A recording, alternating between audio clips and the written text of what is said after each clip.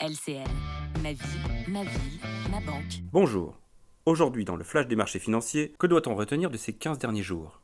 Des deux côtés de l'Atlantique, après le mini-crack de début août et le fort rebond qui a suivi, les marchés actions sont demeurés très volatiles, fluctuant au gré des statistiques sur l'économie américaine, mais ils ont nettement reculé sur la période, et notamment vendredi, suite aux chiffres de l'emploi décevants outre-Atlantique.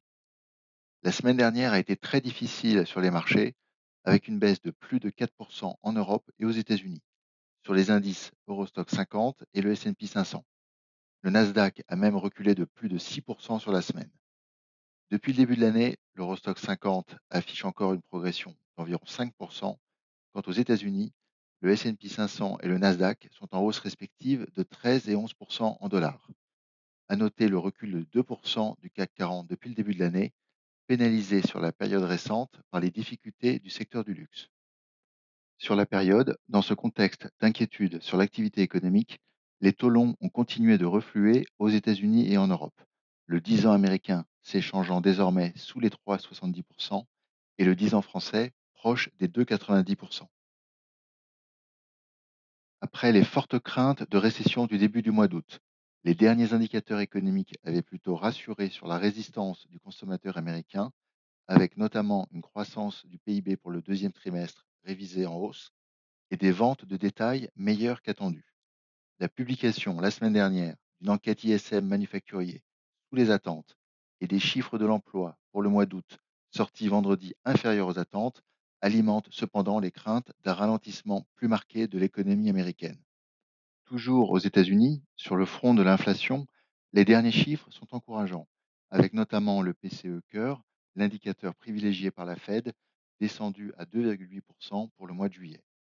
Et la Banque centrale américaine, par la voix de son patron Jérôme Powell, a laissé clairement entendre lors de la dernière réunion annuelle de Jackson Hole qu'elle baisserait ses taux directeurs en septembre et que désormais le soutien du marché de l'emploi était autant une priorité que la lutte contre l'inflation.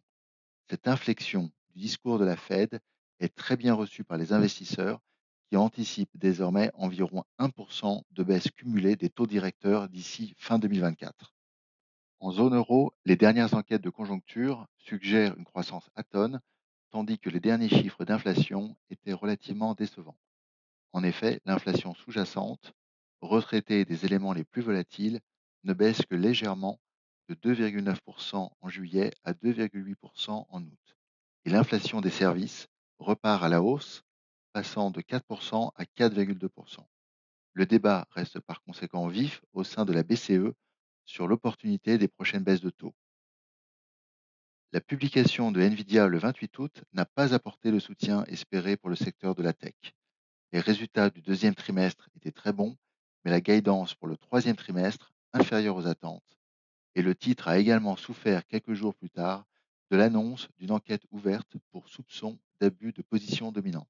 À quoi peut-on s'attendre pour les 15 prochains jours? Aux États-Unis, le premier débat présidentiel entre Kamala Harris et Donald Trump se tiendra le 10 septembre et pourrait être déterminant sur les intentions de vote pour l'élection du 5 novembre. Les investisseurs suivront également avec intérêt les réunions de la BCE le jeudi 12 septembre et de la Fed mercredi 18 septembre.